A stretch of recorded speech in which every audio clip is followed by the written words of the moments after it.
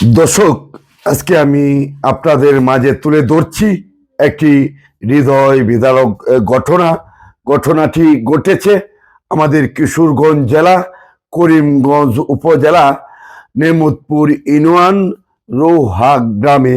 দেখতেই পাচ্ছেন মানুষ রূপী পশু এবং মানুষ রূপী শয়তানের দল ধ্বংস করে দিয়েছে 2 কাঠা মরিচ ক্ষেত। এক কৃষক, গরিব কৃষকের করুণ আর্তনাদ। দর্শক, এটি আপনারা প্রতিবাদ করবেন। এই ভিডিওটি আপনাদের সামনে গেলে শেয়ার ও কমেন্ট করে জ্বর তুলবেন।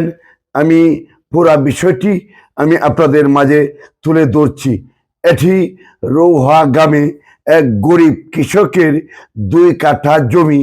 কে বা কারা রাতের আধারে কয়েকজন মিলে এই ক্ষেতকে ধ্বংস করেছে, কেটে ফেলেছে। দর্শক, এখানে দেখতে পাচ্ছেন প্রতিটি গাছের মধ্যে প্রায় 1 কেজি মরিচ রয়েছে। সন্ধ্যায় আমার বড় ভাই এই জমির মধ্যে শ্বাস করে, তো কালকে বিকালে কাজ করছে, কাজ করে যাওয়ার পরে সকালে এই যে পার্শ্ববর্তী যে বাড়ি ওরা গিয়া এই বড় ভাইরে বলছে যে তোমার জমির এই মরিচ গাছ এই উড়গায়া পালাই দিছে।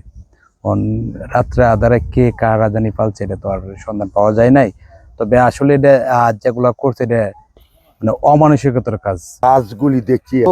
এই বিষয়ে আপনি থানা এবং এলাকাবাসীর কোনো উদ্যোগ নিয়েছে কিনা এবং থানার কোনো চিঠি করছেন কিনা?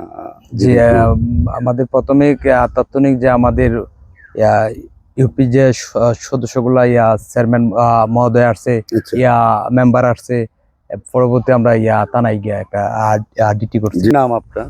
মোহাম্মদ রমজান। আচ্ছা, রমজান ভাই, তো আপনার যে এই জায়গায় এই জমিটার মধ্যে কতটুক জমি? 20 শতাংশ জমি। তো এই 20 শতাংশ জমি আপনি মরিচ করেছেন নাকি? প্রতি বছরই করেন? না, এবার প্রথম করছিলাম। এবার প্রথম। তো আপনার মরিচে তো বাম্পার ফলন ধরেছিল নাকি? তো আচ্ছা, এটা কিভাবে সম্ভব হলো যে আপনার এরকম একটা?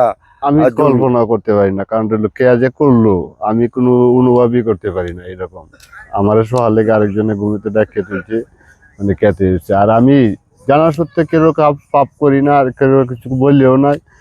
আমার জানা সত্ত্বে কোনো কিছু জানি না আমি কে যে করলো এরকম কিছু। আমি আমার অর্থের দিকে যে মন মাই দিল, কারণ আমি তো সচ্ছল মানুষ না, আমার এটাই পুঁজি ছিল। তো দর্শক, দেখতে পাচ্ছেন একজন সাদা মাটা কৃষক, উনি যে কথাটা বলছিলেন যে আমার ক্ষেতে এইরকম সর্বনাশ, এরকম ধ্বংসযোগ্য কাজ কে করেছে, এটা আসলে আমার কোনো কিছু জানা নেই, কারণ আমার কোনো শত্রু নেই। কারণ দেখতেই পাচ্ছি জমির কোনো সমস্যা কোনো কিছুই নাই। তো এটা কি আপনার কিনা জমি না আপনার বাবার দাদার কালিয়া সম্পত্তি? দাদার কালে। ও আচ্ছা, সিএস এর মালিক আপনারা নাকি?